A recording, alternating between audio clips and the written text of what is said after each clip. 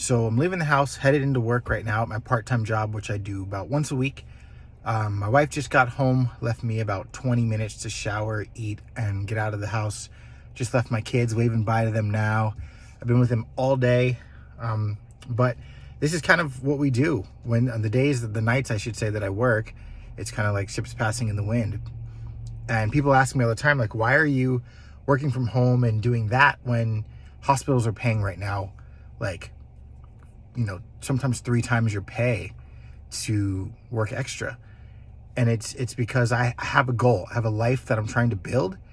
And if I want that life, I can't complain about not having that life if I'm not willing to put in the work to do that. So that's why I put in the work from home.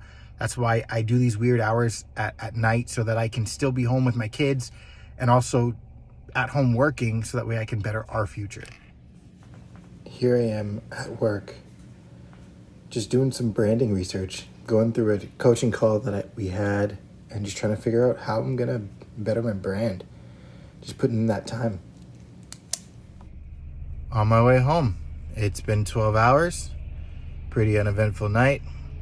Time to get a couple hours of sleep and then get right back at it. I'm really fighting getting McDonald's on the way home because that's kind of what I end up doing after working 12 hours, but it's probably what I'm going to do, to be honest with you. But I don't know. We'll see. So got home at around 8, got to sleep at like 9. It is now 12:15. I'm going to go wake up. I had to wake up to go get the girls. Then hopefully they've already eaten lunch. Then I'll bring them home. They'll nap. Maybe I will nap again or get some work done. Who knows how I'm feeling. We'll see. Ugh. It's one of those Saturdays, after you work Friday night. Saturdays could be a wash, but we'll see. We'll see if I can get a little bit of productivity done before the day ends. Got the monsters. Now it's time to go home, get them a nap. Everybody's good. You're not a monster. I'm a monster. Yeah, you are. You're a monster. I'm not a monster. Hey, so just got finished with the longest bedtime routine ever because those 2 little girls that we saw earlier, the youngest one ended up being sick today. So she's hacking, coughing, and it's like nonstop. And I'm sitting here watching her cough thinking she's going to throw up. She's going to throw up.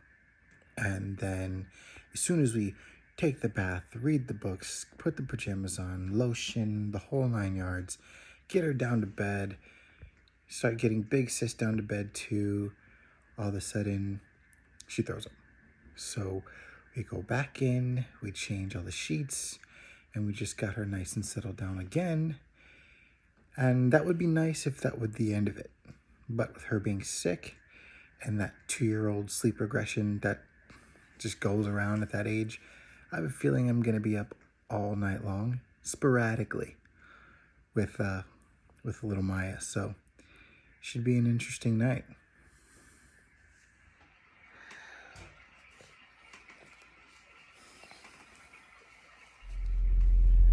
So, long night. Not only did little girl throw up once, but she threw up twice, back to back, within 10 minutes of each other.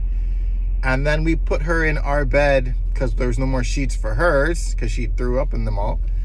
So we put her in our bed. I ended up sleeping on the floor next to them because remember, I was going off of 3 hours of sleep and I needed to sleep a little bit because today I am singing at a Christmas concert for our church all day long. And the song is one of the songs is at the very tip top of my register. And so I'm flipping into falsetto a lot. So I definitely needed some sleep. So you might be watching this thinking like, what's going on? Like, why is he showing us all these videos? What does this have to do with high ticket sales? What does it have to do with anything? And I say this, it's I don't know what high ticket life looks like for you or what you imagine high ticket life to look like. But for me, this is what it is.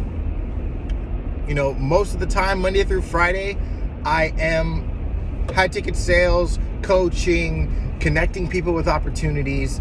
And then, on the weekends, it's rough. It's church. It's sometimes work on Friday night. Sometimes, all day Saturday, I'm exhausted and I just do my best to stay alive. But it's what it is. A high ticket life, I don't know, like I said, I don't know what it looks like to you or what you imagine it to be, but I would assume a lot of people think it's, some, young kid or, some single person sitting at home on their computer or traveling the world on a computer, but it's not always necessarily true. A lot of times people with families and people with actual lives and people with different things that they're going through have to deal with, have to deal with life and actually have real lives and sustain families all through high ticket. So when you see me and I'm talking about my kids or I went to work and I'm exhausted, you might think, what does this have to do? Why is he talking about this? But in reality, that's part of my life. And high ticket sales and the high ticket coaching and all of that and recruiting and all of that helps me stay in that life. It helps me to be able to do that. It helps my wife to work however she wants to while I can still maintain, high ticket sales and a part-time job and take care of my kids and take care of the house. Like, I can do all of those things because of high ticket sales. Action plus action plus action equals momentum. We don't need to wait for motivation to get something done. We just need to put in an action and then put in another action and then put in another action and then get momentum to get those things done. Because without momentum, we can't move forward. We can wait for motivation all day, but it won't come unless we put in action and then use motivation later to help us keep putting in action. So I'm getting ready to jump on a call for my YouTube channel with a good friend of mine, John Shin. It's going to be really cool. He's going to talk about how the UCM has helped him, how, when he found Undeniable Closer, he was kind of stuck in the same, I don't know what I'm doing space. But now he's killing it. He got himself a great gig and he's doing excellent. He actually just left a really good gig with Traffic and Funnels, and now he's starting another one with Sales Sniper. So I think it's going to be really cool to kind of get this interview and see what's going on and see how he's doing, catch up a little bit. But yeah, just about to get started for my day. So for those who are interested, here's my setup. So I've got my kids on the monitor while they're napping. I've got my Mac here. This computer here I use for music. Here is my Complete Control 12. This is my little mini Akai. I've got my podcast mic here, my recording condenser there. Got some lights. There's my guitars on the wall there. The lights everywhere else here. That's where I do my workout in the morning.